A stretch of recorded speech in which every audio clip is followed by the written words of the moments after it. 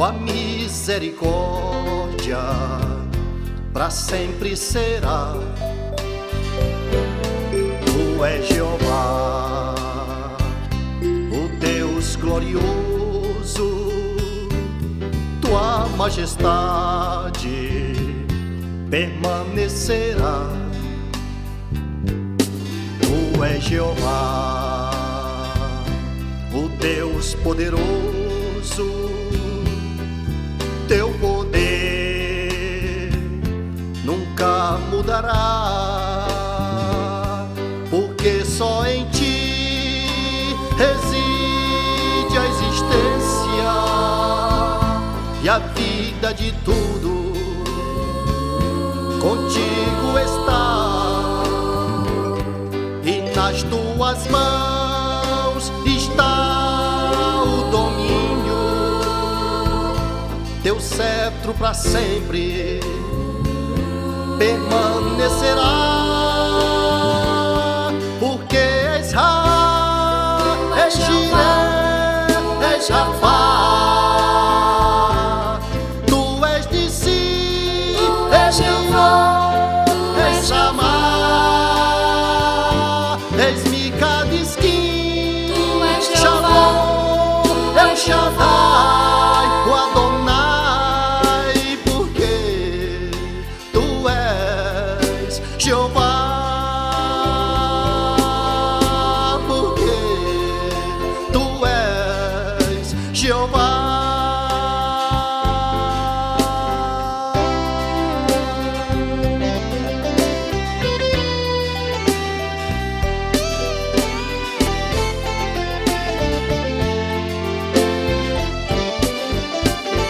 Estamos aqui, chegando com mais uma porção. Agora nós vamos entender uma parte importantíssima. Eu até aconselharia a você que, de agora em diante, não perca sequer uma dessas partes, porque elas são de grande importância. Tem muitas revelações importantíssimas para que possamos compreender o trabalhar de Deus. Isso no passado, isso também concernente ao tempo em que estamos vivenciando agora os grandes sinais, os grandes acontecimentos e também os preparativos da Igreja de Jesus para o arrebatamento, para subir, para dar conclusão também ao seu trabalho.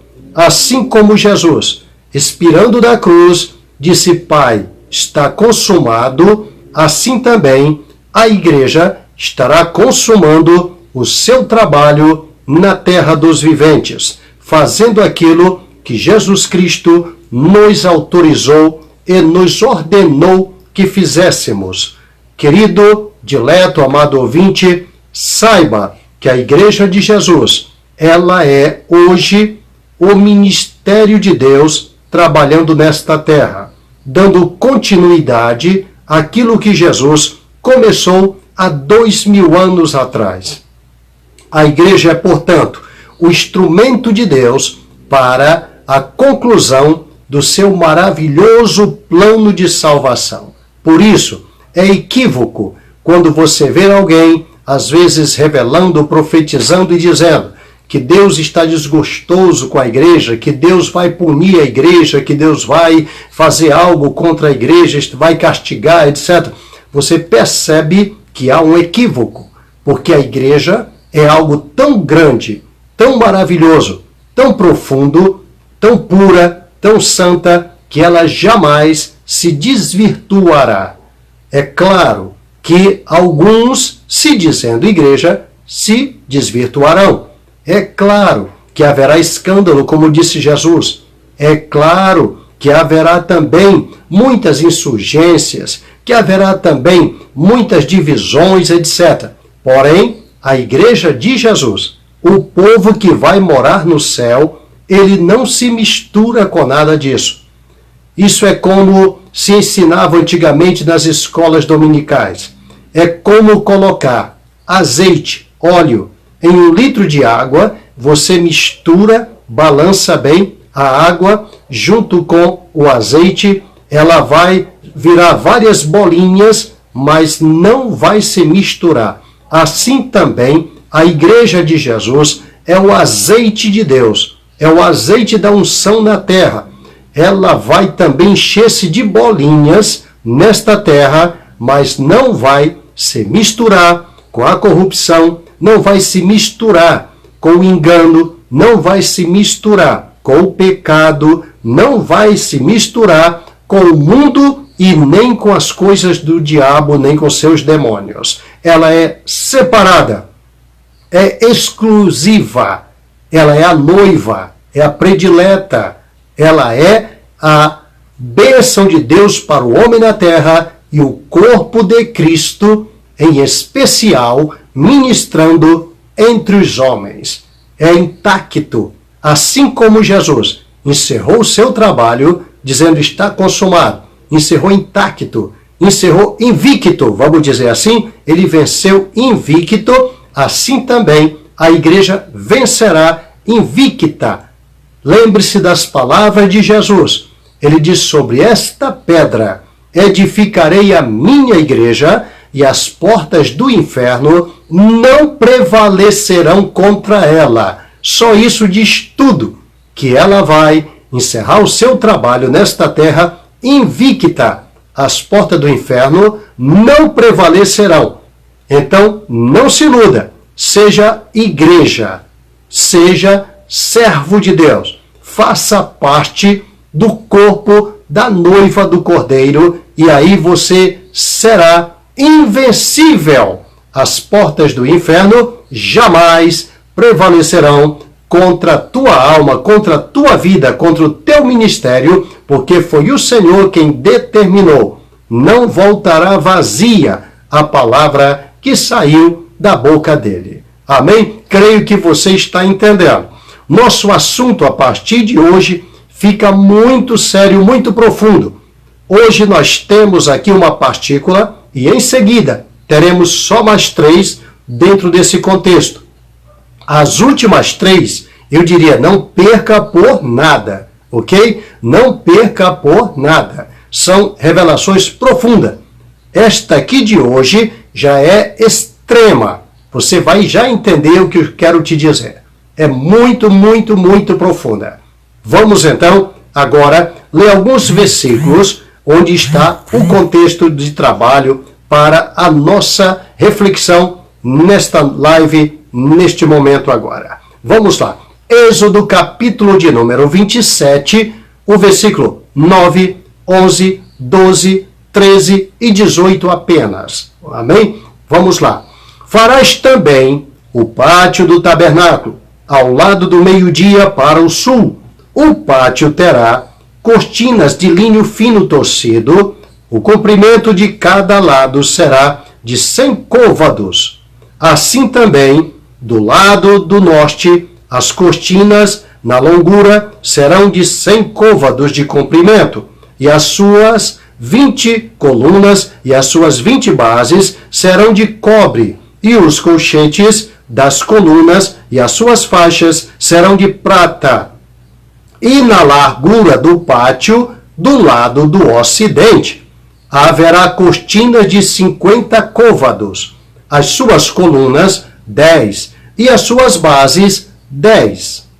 Semelhantemente, a largura do pátio do lado oriental para o levante será de 50 côvados. O comprimento do pátio será de 100 côvados, a largura de cada banda de 50 e a altura de 5 côvados de linho fino torcido, mas as suas bases serão de cobre. Já falamos sobre os metais, falamos sobre alguns utensílios. Hoje não haveria espaço para sequer meditar em algum desses pontos, porque o que temos aqui hoje é muito importante. Nós vamos falar sobre as 3 divisões do tabernáculo, como você acabou de ver aqui. Olha a posição das cortinas, olha a altura de cada uma. Então nós vamos trabalhar hoje apenas com côvado. Mas para trabalharmos com côvados, nós temos que entender o que é o côvado. Então, é isso que é o nosso assunto. Preste bem atenção para que você possa sair edificado e compreender. Primeiro, nós poderíamos trocar em miúdos tudo isso, como é feito em alguns seminários, alguns lugares, e coloca em metros para nossa melhor compreensão. Aqui no Brasil, digamos assim, se fosse nos Estados Unidos, nós iríamos trabalhar em jardas, nós iríamos trabalhar com outras medidas. Então, por isso fica a grande dificuldade de muitos. Quando arredondamos, nós pegamos sempre o côvado e colocamos arredondado em 50 centímetros. Mas o que é um côvado? O que será isso? O que quer dizer o côvado, querido? É um grande mistério na Bíblia. Primeiro, o côvado é a medida de um antebraço, de um homem. Deus não pegou a medida de outro animal ou de coisas qualquer. Ele pega como base o homem. O homem é o centro. O homem é imagem e semelhança de Deus. Agora, não esqueça de uma coisa. De vez em quando a Bíblia diz a medida de um anjo, porque a medida de um anjo varia de 50 centímetros até 54. Outros dizem 57. A medida do homem é 45, 47 e até 50, depende do homem. Por isso, você nunca achará uma medida 100%. E eu vou me adiantar um pouco mais para você. Sabe por quê? Porque esta medida, por ser o tabernáculo, por ser o corpo de Cristo, ela então corresponde à medida do braço de Cristo. Deu para você entender? Nós estamos falando de medidas espirituais. Por isso que cada um mostra alguma coisa diferente. Por exemplo, 13,75 de medidas que não dá exatamente 15, outros colocam 17, 15, alguma coisa, por causa dessas medidas. Depende de cada pessoa. Por exemplo, meio côvado vai dar o quê? Um palmo. Um palmo tem o quê? 22 centímetros e meio. Então, quando você acha as medidas de Golias e outras medidas na Bíblia, inclusive as medidas do tabernáculo definitivo que haverá, você vai ler no capítulo 40 até o capítulo 48 de Ezequiel e vai encontrar o novo tabernáculo, quer dizer, o templo de Deus, todo medido em côvados. Ele não usou jardas, ele não usou metro, ele não usou nada disso. Ele usou côvado. E essa é a medida que Deus usa para medir qualquer coisa. Isso diz agora a respeito às palavras de Jesus. Com a medida que medirdes, vos medirão a vós. Estamos adentrando a um assunto importante. Então, como o nosso caso hoje é esse, nós vamos compreender o que são estes côvados em medidas aqui no tabernáculo. Inclusive nas posições. Nós vamos pegar tipologia bíblica, nós vamos pegar um pouco também da parte profética para compreendermos. Então, hoje a nossa live vai tratar apenas disso, ok? Tipologia bíblica e o lado profético, tipológico de cada posição. Amém? Vamos adentrando então. Para compreendermos um pouco mais do côvado, nós vamos trabalhar nele em uma simples fatia. Por exemplo, ele é uma medida, mas ele é também um espaço. É o espaço que corresponde ao antebraço do homem. E por ser um espaço, é uma medida. E por ser isso, então, como eu disse em lives anteriores, a música, vou usar a música para você entender. A música está separado em tempos e espaços. Nesse caso, o côvado vai ser medida de tempo também e espaço que ele corresponde. Muito bem, vamos compreender melhor. Então lá vai. Se você canta uma música, você vai cantar um hino. Geralmente, uma música corresponde a 3 ou 5 ou 7 minutos. Agora falamos de tempo.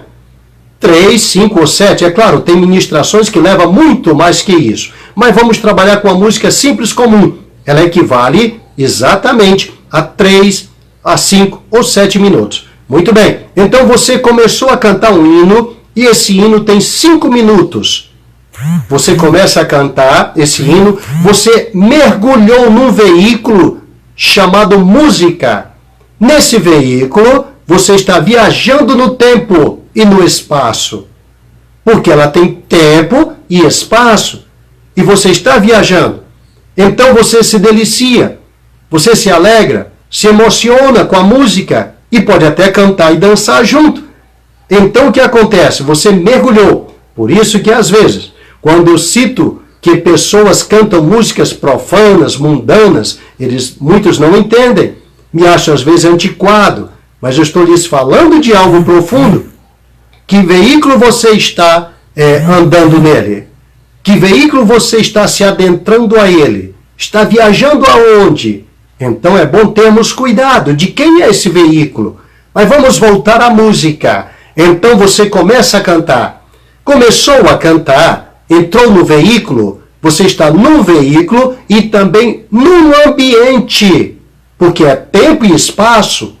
Nesse veículo e ambiente ao mesmo tempo, você cantou 5 minutos. Quando acabou de cantar, você usou, você gastou, você viveu 5 minutos da sua vida, que nunca mais voltará. Deu para entender agora? Então, côvado é também tempo e espaço. Nós vamos já descobrir isso, ok? Se ele é espaço, é tempo. E se é tempo, também é espaço. Porque os 5 minutos foram tempo, mas foram espaços também. Espaço da sua vida que nunca mais voltará, ok? Vamos em frente. Para compreendermos melhor, vamos à tipologia desses côvados. Não vamos trabalhar com metros, tá? Vamos trabalhar com côvados e para isso vamos adentrar os estágios de 3 e terceiros que nós encontramos na Bíblia. Eu vou citar apenas alguns e contido nos versículos bíblicos para você entender a tipologia e a profecia de Deus para nós hoje. Por isso, aonde estamos, como estamos e o que está acontecendo nos espaços hoje do tabernáculo, porque o tabernáculo continua, ele existe. Então vamos lá, o que vai nos dizer? Vamos começar com Gênesis capítulo 6, verso 15. Eu vou ler para você. Lá vai. E desta maneira farás de 300 côvados o comprimento da arca, e de 50 côvados a sua largura, e de 30 côvados a sua altura. Eu fiz questão de somar tudo isso e multiplicar também. Mas não vem ao caso, porque tem muita coisa para vermos ainda hoje. A última live não coube tudo aqui, principalmente no Instagram. E eu gostaria que tudo isso coubesse hoje, ok? Então vamos lá. Isso Deus fala em Gênesis, capítulo de número 6, verso 15, quando ele manda Noé fazer a arca. Noé faz uma arca de 300 côvados. E olha, 300 com 50 de largura e com 30 de altura. Entenda bem, eu nasci às margens do rio Juruá, no Acre. Entenda um pouquinho de embarcação. Veja, se fosse eu fazer isto hoje, a arca precisava apenas flutuar sobre as águas, jamais eu faria ela com essas medidas. Eu faria ela totalmente quadrada. Porque seria melhor para mim, ao meu ver, ao meu entendimento. Mas Deus tem uma profecia nisso. Deus tem uma tipologia nisso para nós. A Bíblia diz depois, através da boca de Simão Pedro e da sua pena escrevendo, que a arca era Cristo, na qual o povo estava inserido para a salvação. E aqueles animais também. Então entenda o que Deus está falando através do tabernáculo e as medidas do tabernáculo. Ele está dividido em 3 partes. Então vamos ao que diz o versículo seguinte de Gênesis, versículo 16. Farás na arca uma janela, e de um côvado a acabarás em cima. E a ponta da arca, a porta dela também, do outro lado, porás ao seu lado, far-lhe-ás andares baixos, segundos e terceiro. Ah, que maravilha! A arca tinha 3 andares. O tabernáculo tem 3 divisórias, 3 divisões. A arca tinha 3 também. O tabernáculo tinha o quê? Essa medida maravilhosa, que vai ser a mesma. Da mesma forma, nós encontramos aqui, que maravilha, olha como ela está colocada. Muito bem, então ele diz para fazer em 3 andares. Eu jamais faria uma embarcação de 3 andares se ela não tem motor, se ela não vai ter velas, se ela não vai precisar correr em cima d'água, ela vai precisar apenas boiar, flutuar. E ela, quanto mais quadrada e quanto mais baixa, melhor, para evitar que ela tombasse. Deus manda fazer de 3 andares, manda fazer retangular. Olha que coisa diferente, porque ele tinha em mente não apenas o flutuar, não apenas o que eu teria em mente. Ele tinha outra coisa, ele tinha uma medida para nós, ele tinha uma profecia para nós, ele tinha algo tremendo. E outra coisa, foi ele que pôs na mente dos animais que viessem até a arca. E ele sabia onde ia pôr os animais. É tanto que ele manda fazer 3 andares. Não me pergunte aonde ficou o leão, aonde ficaram os pássaros, aonde ele acomodou tudo isso nos andares. Eu não sei em que lugar do tabernáculo você está, mas se o tabernáculo é corpo de Cristo, como a arca era também Cristo, então você está em algum lugar do tabernáculo. Outra coisa, o tabernáculo, sabe onde ele está? Ele está lá em cima no céu. A Bíblia nos diz que foi visto no céu o templo de Deus aberto e nele o tabernáculo com a arca da aliança. A nossa Bíblia diz que a nossa vida está escondida com Cristo em Deus. O tabernáculo é lugar de sacerdote ministrarem a Deus. A nossa Bíblia diz que Jesus é o sumo sacerdote segundo a ordem de Melquisedeque. Então nós vamos ministrar ainda ao Senhor.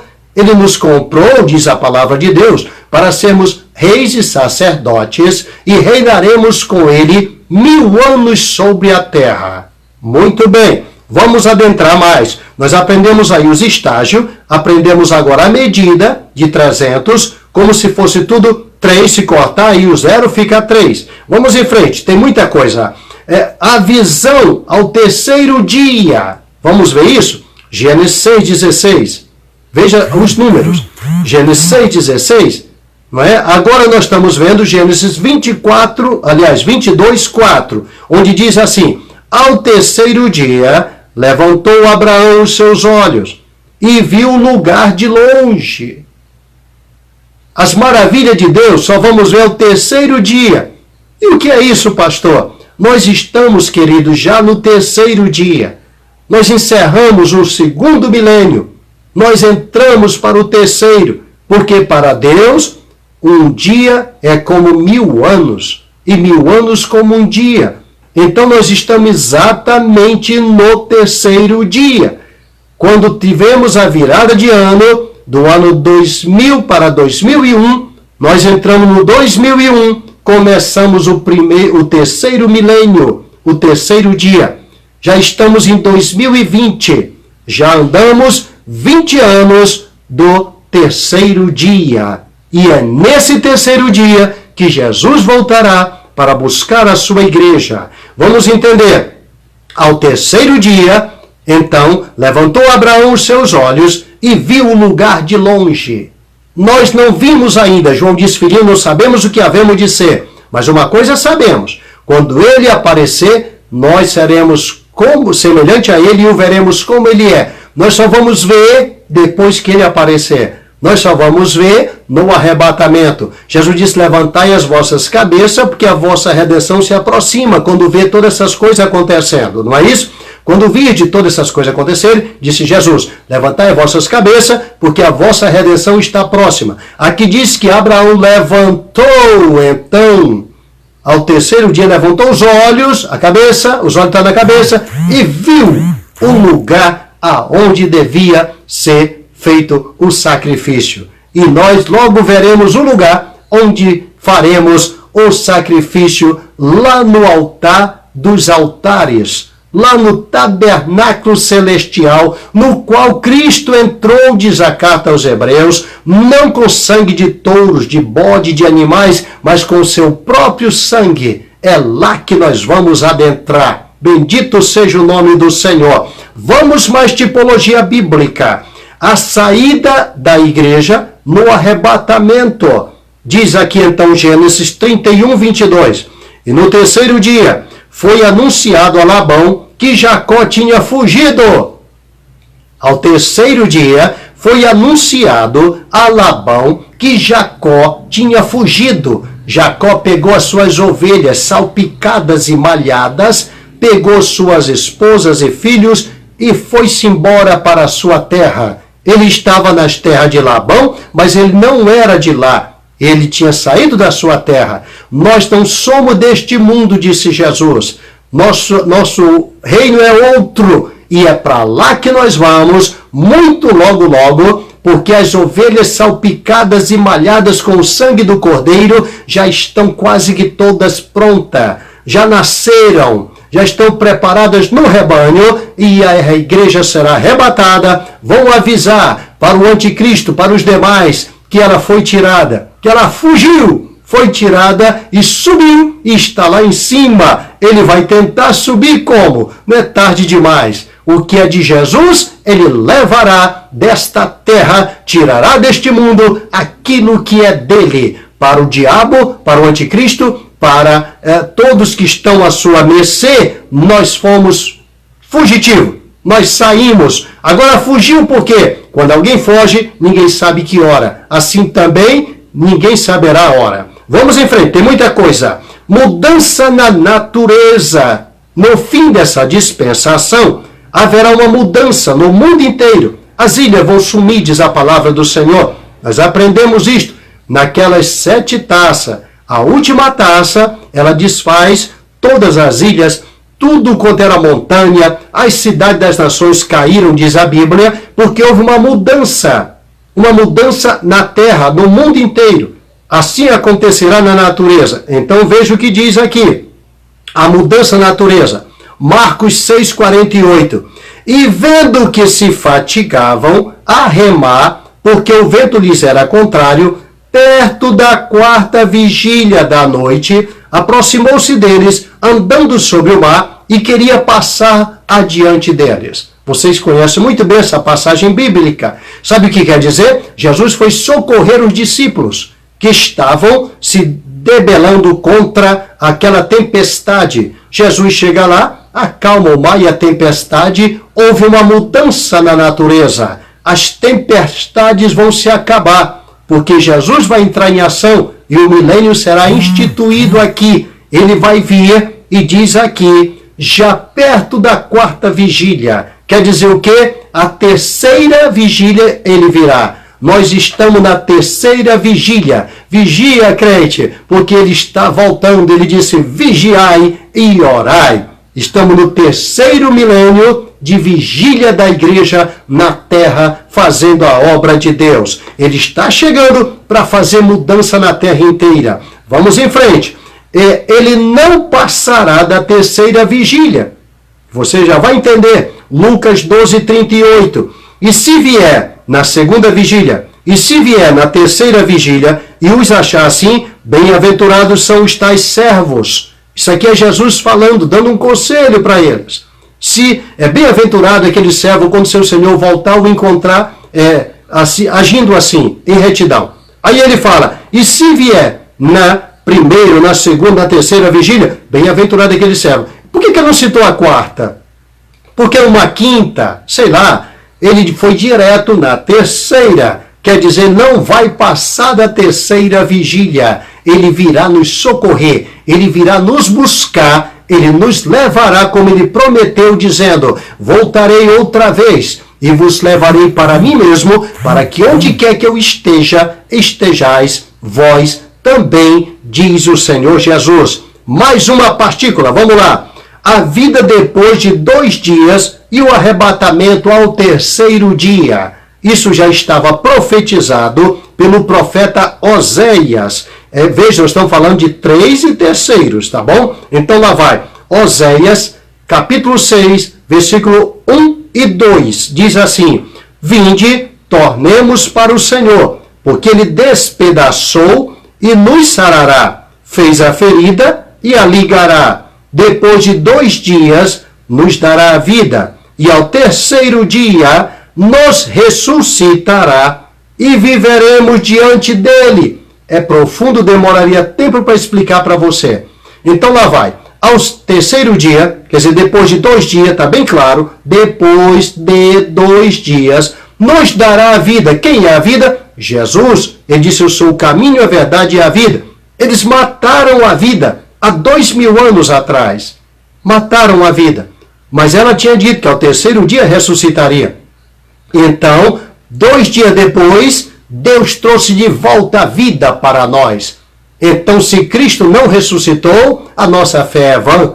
Nesse caso, a vida foi devolvida. Abaxebandaramai. Temos vida e vida com abundância. O Pai trouxe de volta. Deus o ressuscitou de entre os mortos. Como diz a carta aos Romanos, capítulo 8, versículo 11. Depois você lê com calma. Muito bem. Então, depois de 2 dias, Ele nos devolveu a vida. Aí diz: e ao terceiro dia nos ressuscitará. Sabe o que quer dizer isso? Ele ressuscitou a Jesus ao terceiro dia. E quer dizer o quê? Nós estamos em Cristo. Então diz a Bíblia: se já ressuscitaste com Cristo, buscai as coisas que são de cima. Pensai nas coisas que são de cima e não nas que são da terra. Que quer dizer isso? Ressuscitamos com Ele, somos ressurretos com Cristo. Ah, mas não para aí. É no terceiro dia. Então é nesse terceiro milênio que nós seremos ressurretos completamente, fisicamente, espiritualmente, de todas as maneiras, com o arrebatamento da igreja, onde os mortos ressuscitarão primeiro. Depois nós seremos transformados no abrir e fechar de olhos e estaremos sempre e eternamente com o Senhor. Registrou assim na sua carta o apóstolo Paulo. Muito bem, isso já estava predito pelo profeta Oséias, para que nós compreendêssemos melhor. Então, já de antemão, vamos em frente. Estejamos prontos, porque Ele vai descer. Repetindo, estejamos prontos, porque Ele vai descer. Isso aqui está em Êxodo 19, verso 11. Ele diz assim: e estejam prontos para o terceiro dia, porquanto no terceiro dia o Senhor descerá diante dos olhos de todo o povo sobre o monte Sinai.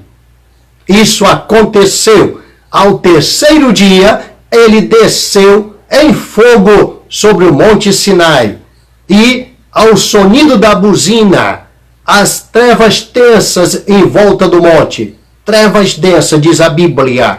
Som de buzina e muito mais ainda, o Senhor bradava de lá e o povo tremia, dizendo: Moisés, manda ele parar, porque o chão está tremendo e nós vamos morrer. Ele desceu. Então diz aqui para estar preparados. Nós precisamos estar preparados, porque só daqui mais um pouquinho Ele fará tremer os céus e a terra, o mar e a terra seca, e virá o desejado de todas as nações. Aleluia! Virá nos buscar e viveremos com Ele. Muito bem, vamos em frente, tem mais. Os sacramentos da igreja não terão mais valor. Sempre eu uso esse termo para que alguns fiquem prontos. Eu digo sempre, não se esqueçam, se a igreja for arrebatada hoje, não terá valor Santa Ceia, não terá valor batismo, nada mais terá valor, inclusive os dons espirituais encerram-se. Acabou, porque isso são para a igreja. Eu poderia citar aqui Eliezer trazendo os presentes para a noiva. Vaso de ouro, de prata e vestes. 3 coisas. Já trouxe para nós. Então isso é só para a noiva. O que o Espírito Santo traz é somente para a noiva. A noiva subindo, o resto que fica aqui nada tem a ver com a noiva.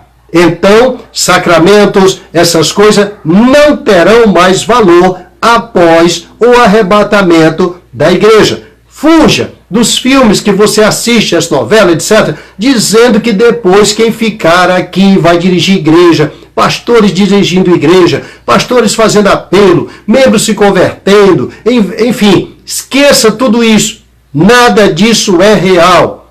Isso é mentira. Não pode acontecer. Você já vai entender por quê. Lá vai, Levítico 7:17. Se quiser, anote aí. E o que ainda ficar da carne do sacrifício ao terceiro dia será queimado no fogo, porque se da carne do seu sacrifício pacífico se comer ao terceiro dia, aquele que a ofereceu não será aceito, nem lhe será imputado, coisa abominável será, e a pessoa que comer dela levará a sua iniquidade. Sabe o que quer dizer isso? Quando celebrava a Páscoa, não podia comer nada ao terceiro dia, só até o segundo dia.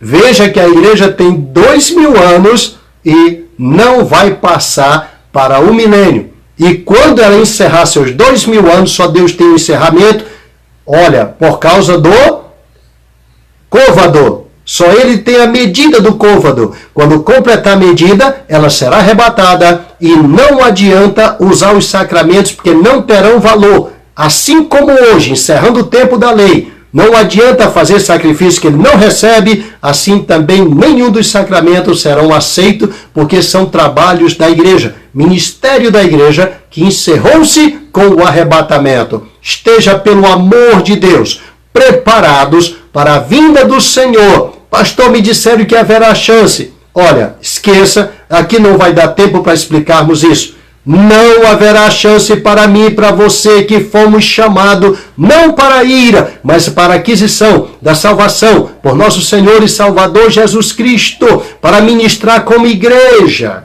Entenda isso, por favor. Amém? Que Deus continue te abençoando para que você compreenda e esteja preparado. Vamos em frente, para nós já encerrarmos, tá? Encerra essa parte. Tem a mais forte e vem logo em seguida. Já vou citar ainda hoje, se Deus quiser.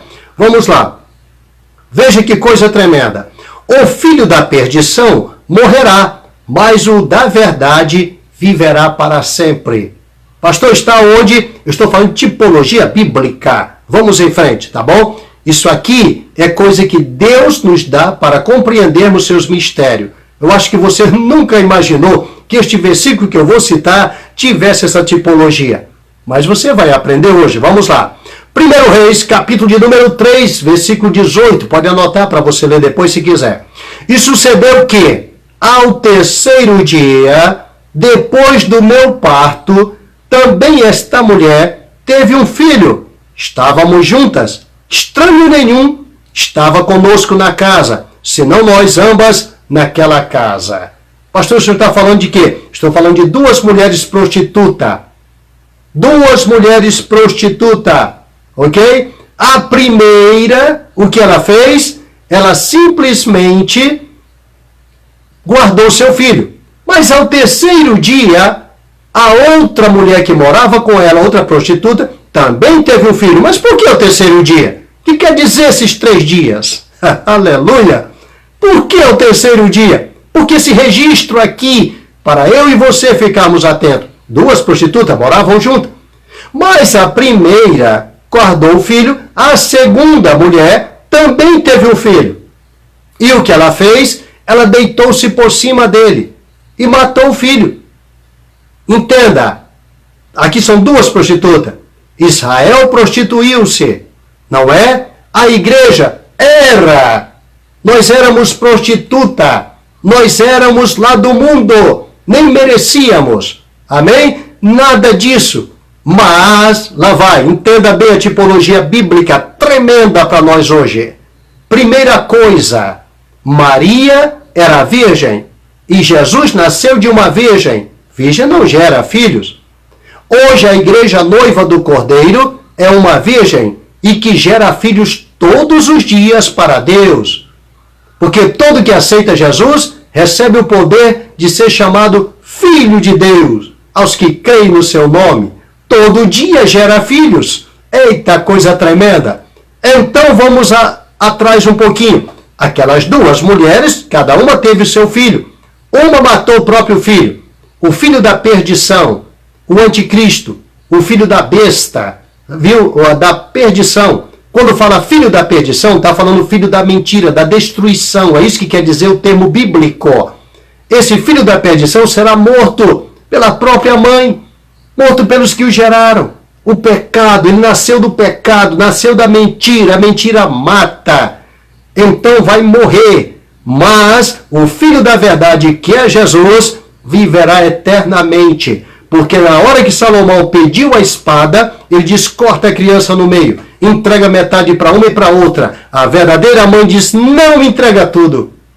Entrega tudo para a salvação deles. Deus amou o mundo de tal maneira que deu seu único filho. Entrega tudo. E com essa entrega, o justo juiz, que é Deus, poupou o filho verdadeiro. E poupando o filho verdadeiro, ele agora trouxe salvação a nós. Jesus vive eternamente, não foi achado iniquidade nele, por isso a morte não pôde segurá-lo, ele está vivo, Cristo vive, é o mesmo ontem, hoje e eternamente.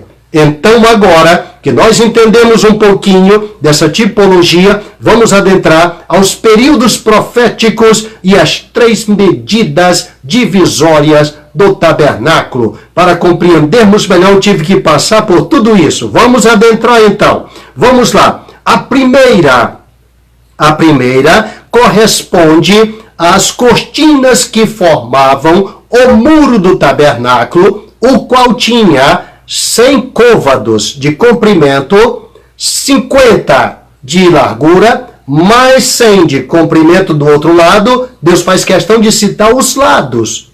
E mais 50 de frente. Então lá vai 50 côvados de frente, 100 côvados de fundo, mais 50 de largura e mais 100 de fundo novamente. Tudo em côvados para compreendermos. Vamos lá então. A medida são essas. E o que corresponde a isso? As cortinas têm a medida de 5 côvados apenas.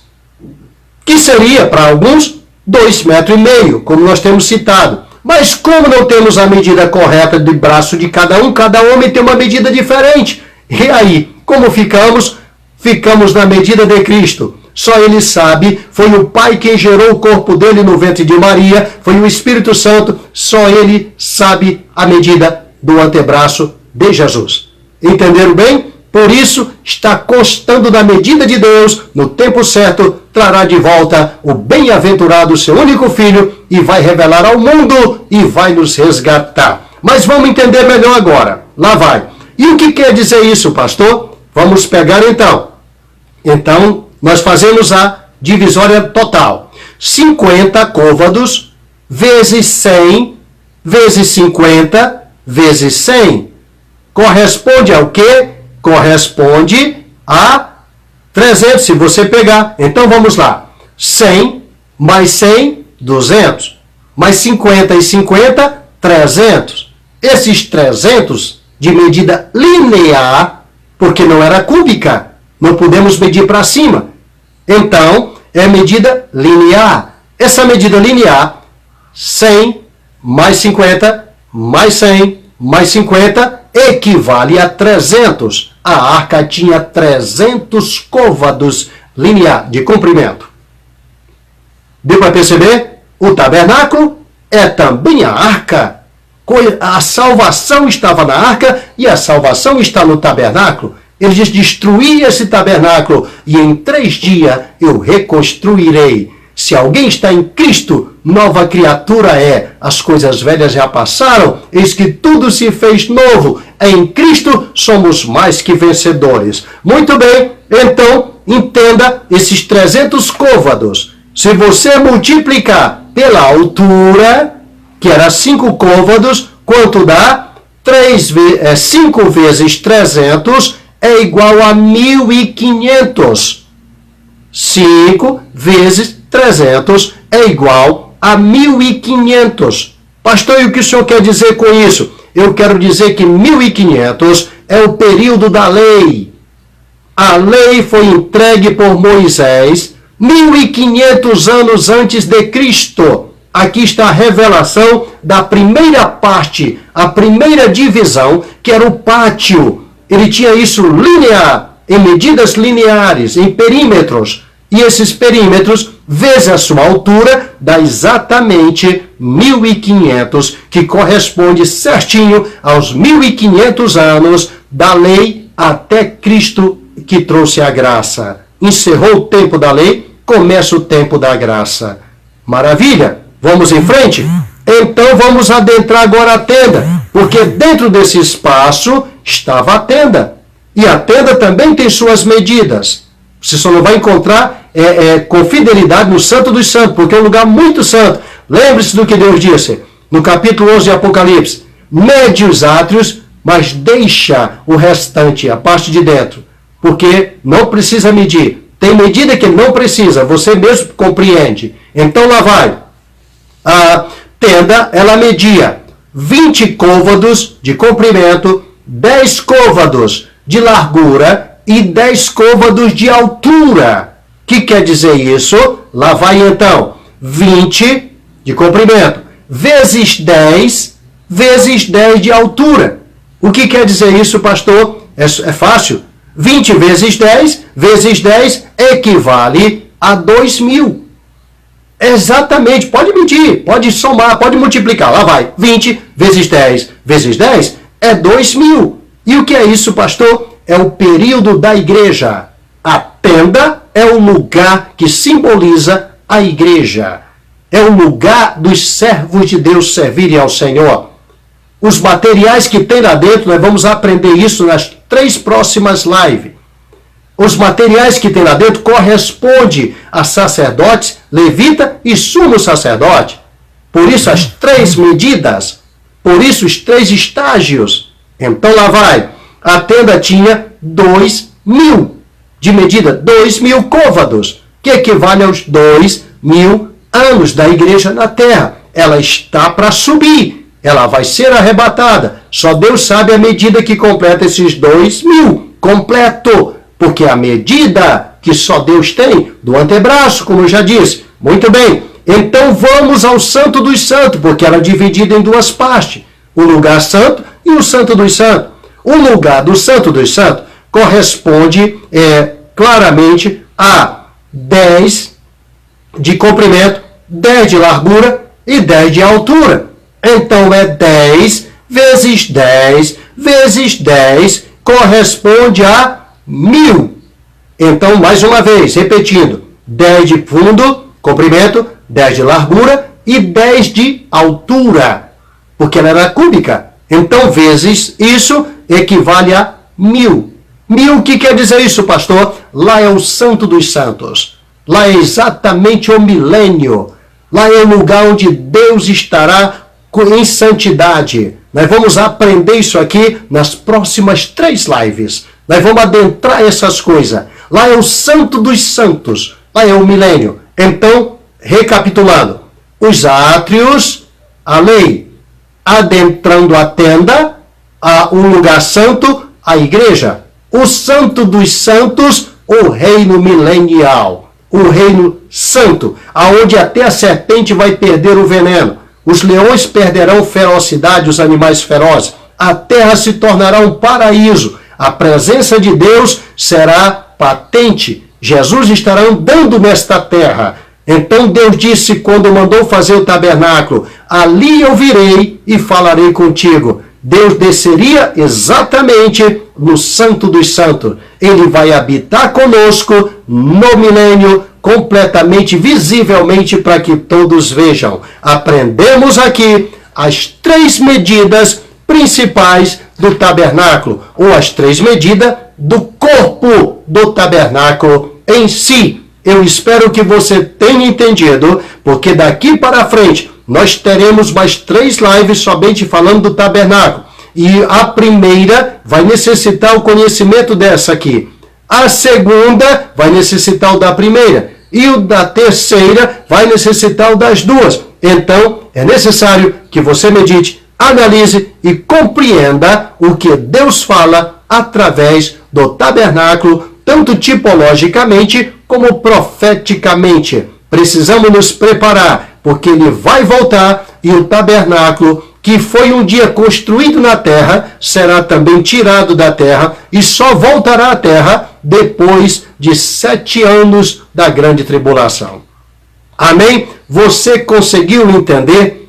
Olha, Deus te abençoe por isso, em nome de Jesus. Eu quero agora orar por você, ok? E se houver alguma enfermidade, porque no tabernáculo o povo estava sarado por causa da presença do Senhor. Se você estiver acometido de qualquer enfermidade, seja lá qual for, até da Covid-19, você crê, se você crê, será curado agora, aí onde você está, instantaneamente.